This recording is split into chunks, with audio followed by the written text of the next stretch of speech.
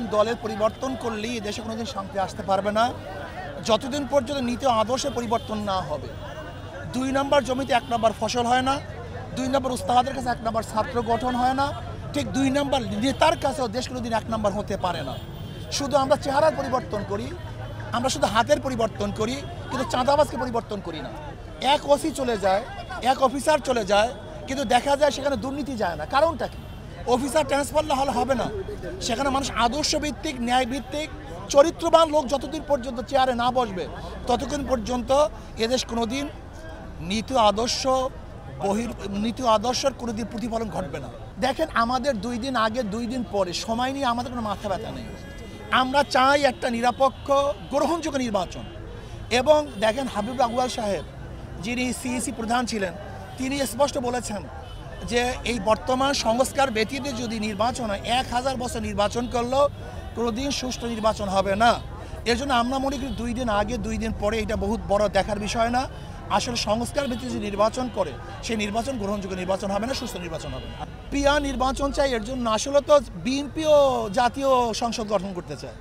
আর জাতীয় সংসদ গঠন করার জন্য প্রয়োজন কি? সবাইকে মিলে, আর সবাই সংসদে যাওয়ার সবচেয়ে উত্তম পদ্ধতি হলো পিআর যদি নির্বাচন হয়, পিআর সিস্টেমের সংখ্যানুপাতিক হারে নির্বাচন হয়, তাহলে সকল আদর্শের মানুষগুলি সংসদে যেতে পারবে, তাহলে সর্বজনীন সংসদ হবে।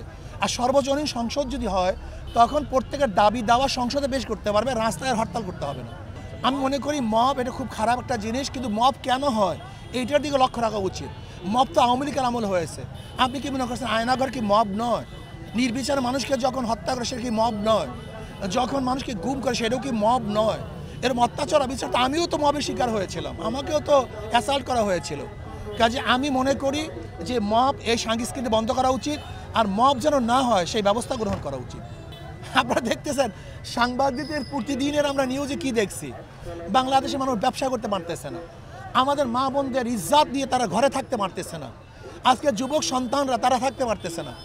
আজকে দেখা যায় বিএনপির কি গুণ, দেখেন পাবলিক বলতেছে, আমি বলি না। বিএনপির কি গুণ? 9 মাসে 150 খুন, চাঁদা তুলে মল্টনে চলে যায় লন্ডনে। আমি বলছি না, কিন্তু এটাকে দেখার জন্য আমরা আন্দোলন করেছিলাম, সংগ্রাম করেছিলাম। আমরা চাই এই দেশ শান্তি হোক, সবের অধিকার বাস্তবায়ন হোক, পুরো ব্যবসায় প্রত্যেক মানুষ যেন চাঁদাবিহীন এক মুক্ত জীবন যাপন করতে পারে, আমরা সেরকম দেশ চাই। দেখেন, ইসলাম দেশ মানবতার কল্যাণের জন্য, ইসলাম দেশ মানবতার কল্যাণের জন্য যারাই জোট করবে আমরা তাদের সাথে একত্রিত হয়ে আমরা নির্বাচন অংশগ্রহণ করতে চাই। এখন যে পরিবেশ আছে তা তো অবশ্যই সম্ভব না। এর জন্য আমরা মনে করি এই সরকারের অধীনে এই সরকার কি নিরপেক্ষ নির্বাচন উপহার দিতে পারবে কি না, এর জন্য স্থানীয় নির্বাচন আগে দেখা উচিত, টেস্ট কেস। যদি দেখি স্থানীয় নির্বাচন সুস্থ হয়েছে তাহলে আমরা বিশ্বাস করব জাতীয় নির্বাচন সুস্থ হবে। এর জন্য আমরা মনে করি জাতীয় নির্বাচনের আগে স্থানীয় নির্বাচন দেওয়া উচিত।